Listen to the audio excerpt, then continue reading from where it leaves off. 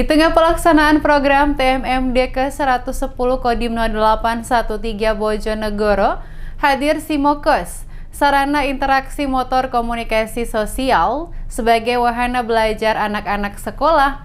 Kehadiran Simokos ubah pos komandan Kompi jadi rumah belajar.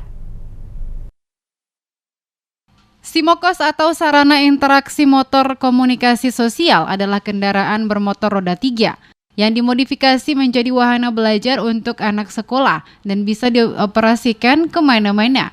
Kehadiran Simokos di tengah pelaksanaan program TMMD ke-110 Kodim 0813 Bojonegoro mengubah pos komandan Kompi di Desa Jatimulyo menjadi rumah belajar untuk anak-anak di Desa Jatimulyo.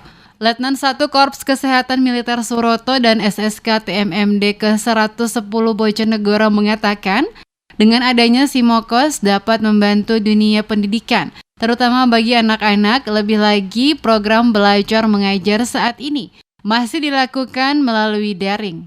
Diharapkan dapat memotivasi anak-anak sekolah untuk tetap semangat belajar.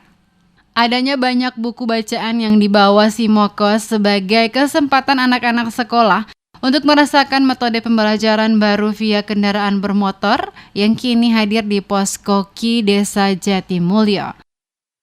Upaya-upaya kita dari Satgas TMMD ke-110 Kodim Bojonegoro, kita berupaya untuk membantu di dalam mencerdaskan anak-anak di Desa Jatimulyo dalam rangkaian kita proses belajar mengajar, membantu meningkatkan mutu pendidikan di Desa Jatimulyo. Pelaksanaan Simokos si Calistung ini kita laksanakan yang pertama kali kita laksanakan di posko Koki Komando Kompi.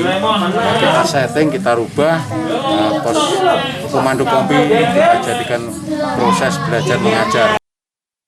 Kehadiran Simokos disambut dengan penuh antusias oleh anak-anak Desa Jatimulyo. Tampak keseruan anak-anak Desa Jatimulyo belajar bersama anggota Satgas TMMD dengan kehadiran Simokos.